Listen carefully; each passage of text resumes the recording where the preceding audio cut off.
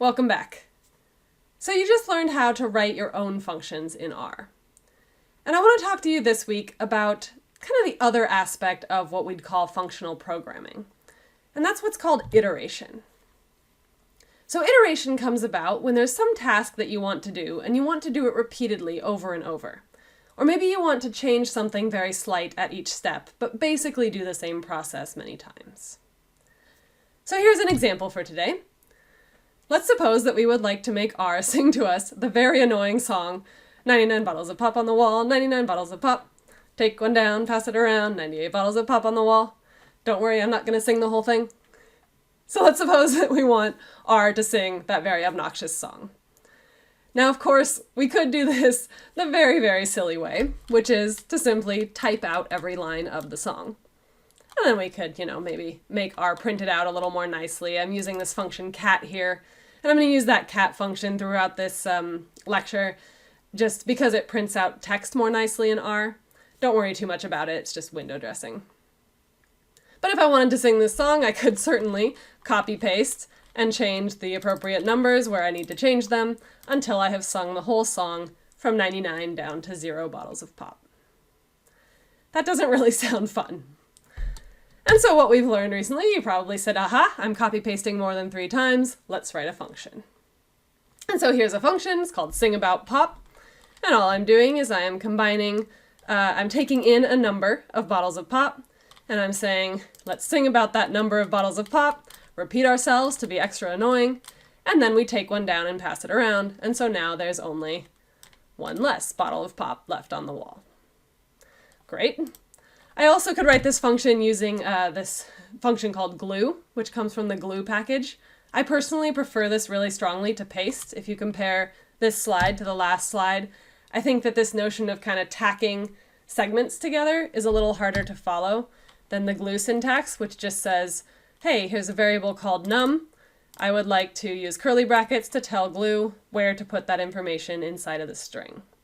So you can kind of read this string a little more straightforwardly and mentally insert those variables, those values of num, where they belong. So in this lecture I'll be using glue, but either way, it doesn't really matter. The point here is that we are constructing a string object by taking in to the function a certain number and then singing the appropriate line about bottles of pop. So we have that function, helps us a little bit, right? Now instead of typing out the entire line every time, I can just say, please sing me about 99 bottles of pop, and now please sing me about 98 bottles of pop, and I could keep going and sing about all the bottles of pop. But of course, we have not really solved our repetitive problem, right? If we wanted to create an object that contained the whole song, we would have to paste together the 99th line, and then the 98th line, and then the 97th line, and so on, in order to make our pop song. Do you see what I did there with the pop song? I'll pause a moment for laughter. It's a good joke. It's a pop song. But anyways, we have made our string object. It's a pop song. Once again, this bit that you're going to see on all these slides, this is just me saying, hey, here's a string vector. I want you to spit that out with a new one on each line. It's just making it a little easier to read on the slides. So don't worry about those bits. So we still have this problem of we're having to repeat ourselves. We're having to copy paste something even though it's a little easier of a copy paste than it used to be.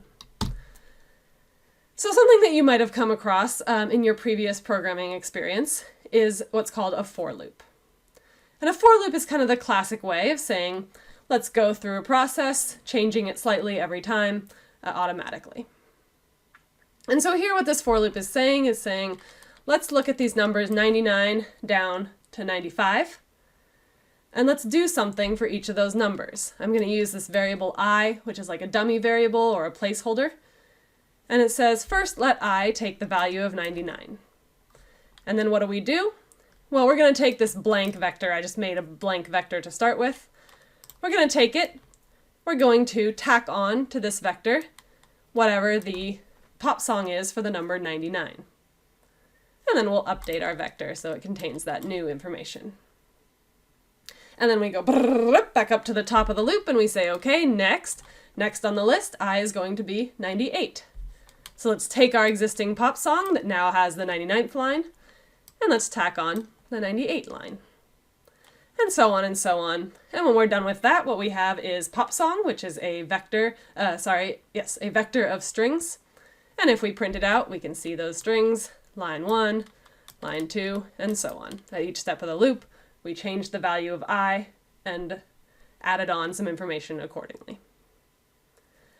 So I'm calling for loops old school here, and we generally in R we try to avoid using for loops. That's not because there's anything wrong with them. They genuinely did solve our problem. They are a classic programming approach. They exist in every programming language. They are a fundamental conceptual building block of programming. And I do think they're easy to read. I think it's fairly straightforward to look at what's happening and mentally run that code that's walking through one by one. And there are some times where you need a for loop. There are some times where your next step depends on the previous step. And so it really makes sense to do this one by one step through process because you have to wait for one value before you can calculate the next. But that comes up in slightly more complicated scenarios. And typically with R, we're using it for data analysis. And we want our code to be clean and readable and straightforward. So for loops, they're a little messy to read in my opinion. They're easy to understand, but they involve a whole lot of steps just to do something that amounts to please do this process many times. And so because of that, they don't really fit inside of a lot of these data analysis processes.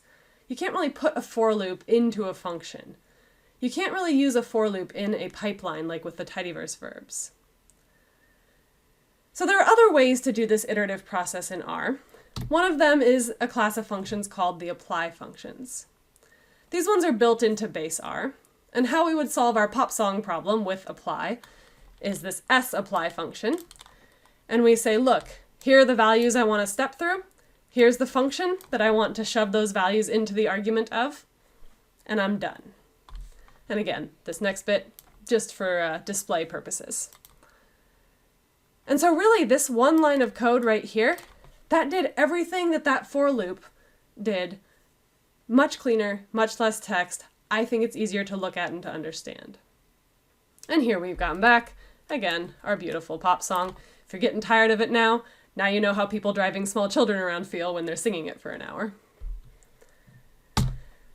And now these apply functions, if you choose to use them, you really need to pay attention to the input they take and the output they give. I realize that I say this almost every lecture, but these apply functions are one of the big reasons why you need to pay attention to those things. So sapply is a function that expects a vector, and it will give back a vector. lapply expects a list and gives back a list. Plain old apply, that takes a data set, and then it returns a vector or a list depending on what you gave it. Depending on the function that you're having it apply through, it might return two different object types. And this is not my favorite. I think functions should be predictable. I think functions should always return the same object type, because the number one way that you get those nefarious errors that are tough to track down is the wrong object type going into the wrong function. So if you choose to use apply instead of the option I'll show you in a moment, be extra deliberate, even more so than I already have told you to be, with what type of output that function is giving you. It's not always predictable. Having said that, they do solve our problem here. Let me show you my favorite option. So there's a package called purrr with 3 R's, and this loads with the tidyverse, and this has a set of functions called map that are kind of meant to be analogous to apply. And these map functions work in exactly the same way. We say, here are the values that I would like to step through. Here's the function that I'm trying to step them through. And actually with these map functions, we also specify the type that we want back. So in this case, I want back a character vector because I'm working with strings. And so this line right here does the exact same thing as that for loop. And once again, we get our very exciting pop song. Now with these map functions, there is a plain old map function where you don't specify the type, and that one is agnostic. That one will just return a list. You may recall that a list is the most general data type that exists. Anything can be put into a list in any element. And so if you don't specify, then map says, well, I'll take what you give me, I'll run the function you tell me to give, and here, you get it back in list form, do with it what you will. But typically if we're doing this iteration thing, we are trying to do something repetitive. We're trying to repeat a process. And so hopefully we would be expecting the same data type or the same class to come out of each step of the process. And so it's nice to be really specific, be really opinionated about what type you expect. So we just saw map character because we knew that we wanted strings. If you try to run map character with a function that doesn't return character type objects, doesn't return strings, it's going to throw an error. And this is an example of a time where I think it's really, really good that the function throws an error. I would hope that if I have been so sure that I want strings that I opted for this particular function, I would hope that if strings are not what I'm getting, that R would alert me to that. So I could ask you, what do you think map_dbl returns? I hope this wasn't too tricky of a question, not one of the harder ones. _double is going to return a vector of doubles, a numeric vector where each element is of class double. And there's obviously several more corresponding to each of the other data types that we might expect. Okay, so that's purrr, that's mapping, that's pretty straightforward, but you might say, wait a minute. What if I have more than one argument for my function? If you said this, good job, you're a step ahead of me. So what if I want some options here? What if I don't necessarily want to sing a pop song? I'm branching out in my genres. Maybe I want to sing about drinks in general. So I still want to be reducing my number of drinks at each step, but maybe I also want to change what type of drink I am drinking. And maybe I even want to change the container that those drinks are coming in. Although I'm going to go ahead and make that optional. I'm going to give a default of bottles if it's not specified. And so I'm once again using glue to say, look, whatever options you give me, I shall sing to you about them. I shall take one down and then I shall sing to you about one less of them. All right, so I want these options. And you might say, cool, well, apply made sense to me. That seems straightforward.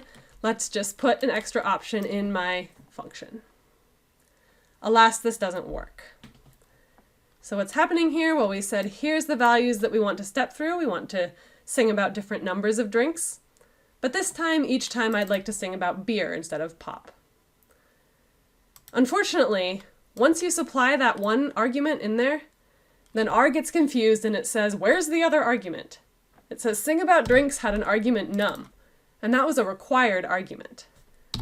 And so where'd it go? It's not here, it's missing, and I don't know what to do. So this doesn't work. There is, of course, a solution. I think it's a little bit inelegant. What you can do is write an invisible function, basically, inside of sapply. We call this a headless function. And so we're still stepping through the values 99 to 95. And what do we want to do with those values? Well, we want to put them into this mystery function, where all we do is we take them and pass them along one step into the actual function I care about. But then I can also say, here's the second argument. So now my sing about drinks is happy. It has its first argument and then it also has that optional second argument. And now we can sing about beer instead of pop and still change the number of bottles at each step of this song. So there is a way to do it. It's a little bit gnarly. And of course, with map, you can do the same thing. You can write these headless functions in order to supply other arguments. Map also has a shortcut that I like much better. So this is equivalent to what I just showed you. I just think personally that it's easier to read and easier to write. Once again, we're stepping through those values. And then we use this tilde to say, here comes a slightly more complicated situation. Instead of just giving you a function name for a function that only has one argument, what I'm going to do is I'm going to tell you which argument I am using for this iterative process. So here comes a special version, and then we put .x. That .x is crucial. This is built in to the map functions. And that says, look, that thing that I'm mapping, that thing that I'm iterating, it goes right here. It goes in the first argument of the function sing about drinks. And this works for us too. We can see we are successfully singing about beer. Okay, so far so good. So I've given you many options. I have opinions. My opinion is that this one I'm showing you right here is the best one, but there's no sense in which it works better than the others. It's just a matter of which syntax or which approach feels natural or feels easy to you. But you might say to me, no, that's not what I wanted. I said I wanted multiple arguments. You let me change my argument to beer, but I actually wanted multiple things to change at each step. Maybe you wanted not just the number of drinks to change at each step, but the type of drink that is being drunk. So I've made this data frame here to show that. Maybe at the 99 bottles we're drinking pop, at the 98 we're drinking beer, and so on and so on. Of course, this can be done. There's a set of functions called map2, and these behave exactly the same as the original map function, but they actually take two vectors that we want to step through instead of just one. And once again, we've specified our type. Our type is we want back a character vector. And I would like to step through the numbers and the drink types.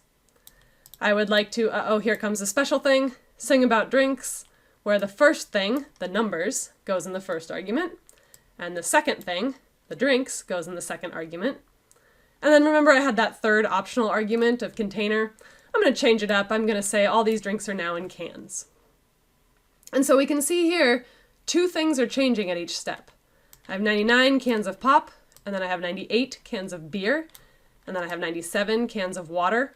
I've never had a can of water, but I have no idea what people are doing with organic water these days. There's probably a can of water out there somewhere, and so on and so on. And so we've changed not just the number, but the drink at every step. And you say to me, great, that's great, but what if I have more than two? I demand more options. I want to iterate through as many things as I possibly can. And you might think there should be a map 3 and a map 4 and a map 5, but that would start to get annoying, right? We would have to write the function for every possible number someone would want. And then you start getting so many arguments of the things that you're mapping over. So instead they say, look, if you want more options than two, you're going to have to sort of put them together. So here I've updated that made up data set, and I've said, now I would like to change up at each step of my song the number of drinks, the type of drink, and the container it comes in. So 99 bottles of pop, the normal version, beer comes in cans, water doesn't really come in cans, water comes in glasses, and so on. And so I'm going to use this function called pmap, and pmap is a function that takes as its first argument here, now instead of a vector of values to iterate through, pmap wants a data frame or a list. And it understands that we're going to look at each of the variables in that data frame, or each of the elements in that list, and those contain the values that we would like to simultaneously map over. And so we can say here, I would like to sing the song Sing About Drinks.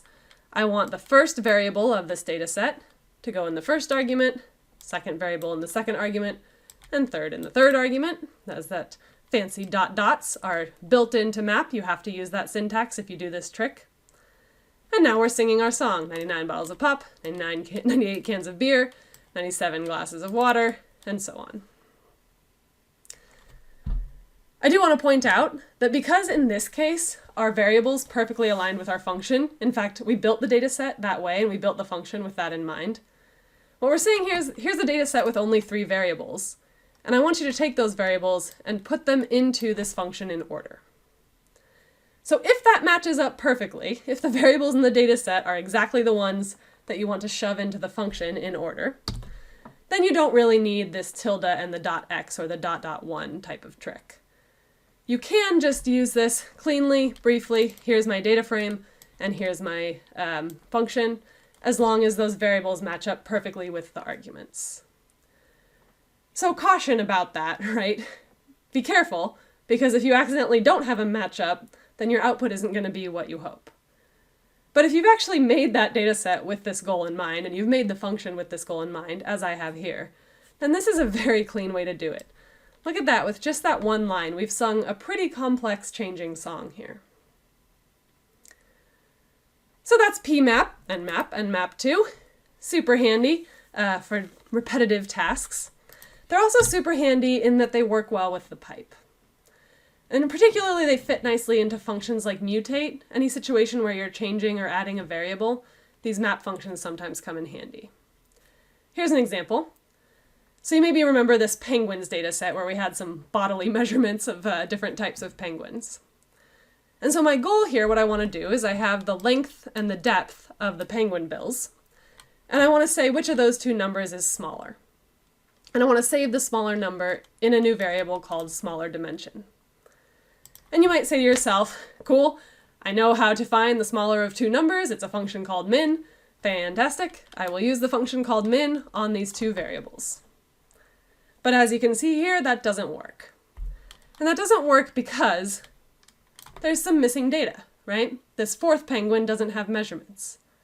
And so if we're looking at these two variables all together inside this min function, we're just getting back a whole bunch of missing data in that column. And so you're probably thinking right now, please, this is so week one, I've already figured this out. I can use na.rm and say, hey min, don't get thrown off by NAs, just ignore them. But this still isn't doing what you wanted, right?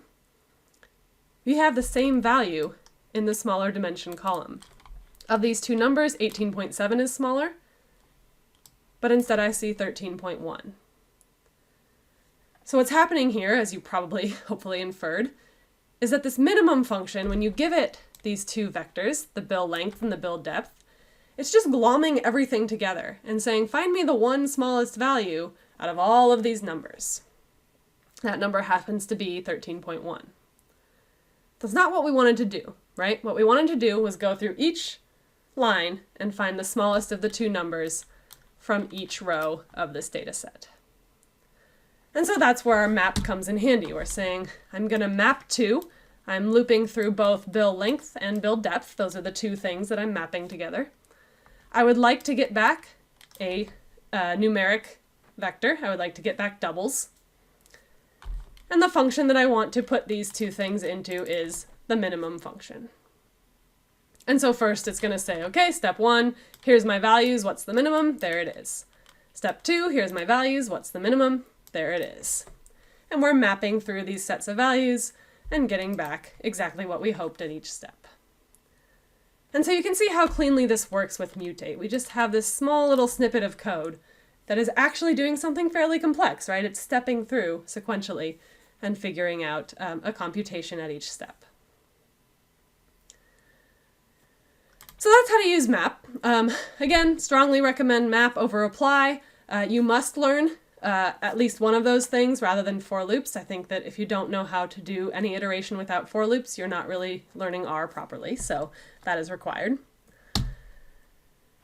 Having said that, the absolute best way to iterate is not to iterate at all. Iteration in R, and really in any language, is slow. Because you are repeating yourself, you are doing things in sequence, this slows down your computer if you're doing big computations. Now, maybe you'll never do any computations big enough for it to matter, but some of us will, and so I want you to learn to avoid iteration if you can. The way that we avoid iteration, even when we need to do something repetitive, is through what's called vectorized functions. Let me show you what it means to be vectorized. So here's a function I've made. I've called it add odds, because what I want this to do is to take two numbers, and if those numbers are both odd, if the remainders when they're divided by 2 are 1, I would like to add them. If either number is not odd, I would like to just return a 0. So it adds them, but only if they're both odd. And so this works how we'd hope, right? If I give it 1 and 3, which are odd numbers, it adds them together. If I give it 2 and 4, which are even numbers, it just gives back a 0. And so you might want to do this to many numbers, right? I might want to do this all in one step. I say, look, my first numbers are 1 and 2. My next numbers are 3 and 4. So first I'd like to run this function on 1, 3, and then I'd like to run this function on 2, 4. And so if I say add odds, and I give it that vector of first numbers and that vector of next numbers, it's not automatically mapping through those two values. It's just taking those vectors and sending them along to the next step.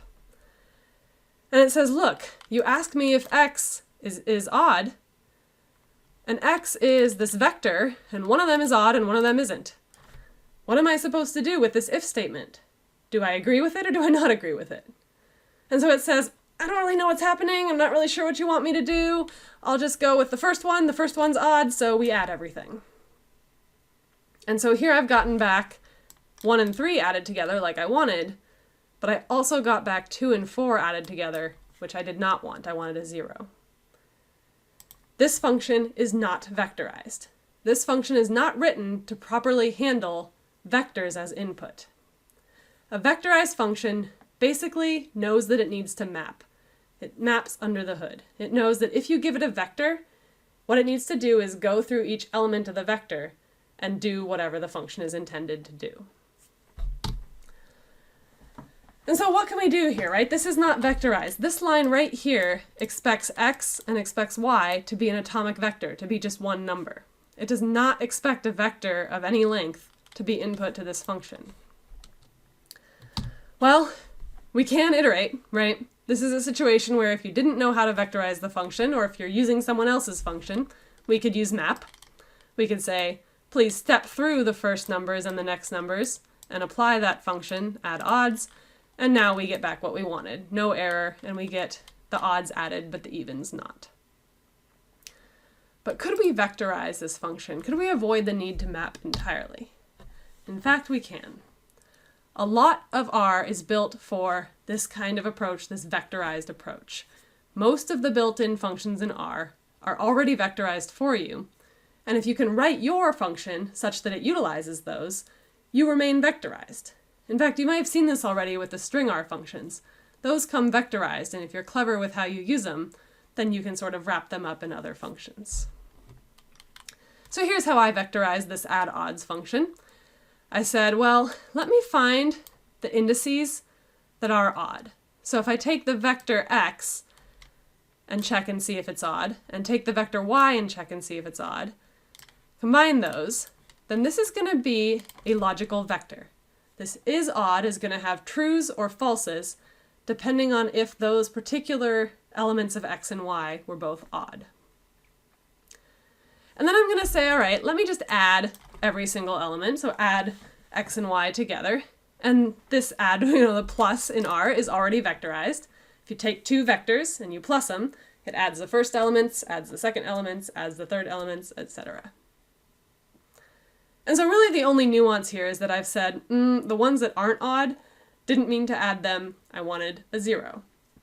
And so I just say, okay, the ones that are not odd, the ones where R is odd was not equal to true, I would like these to have a 0 instead. I'm going to replace whatever value was there with a 0. And then I'll give back this vector of answers, and we can see that now I can put these two vectors into the function and get back what I wanted, a 4 and a 0. This might have been a lot. I think you're probably asking yourself right now, how do I know how to write vectorized functions? How do I mentally convert from unvectorized to vectorized? The answer is it's not always easy. And the answer also is it's not always necessary. If you're working with small data and it's simpler, you can write a function that only expects one input, and then you can just use map to iterate over that function. But if you are going to work with big data, or if you are going to write your own packages, you should focus on vectorizing functions. It really does speed things up and simplify things in the R language. And so if you're writing a function, some things to think about. Well, I'm going to say my favorite thing. What does your function want as input? What does it give as output? Now you also need to think about that in the context of mapping through that function. How can you make your function be friendly with apply or map?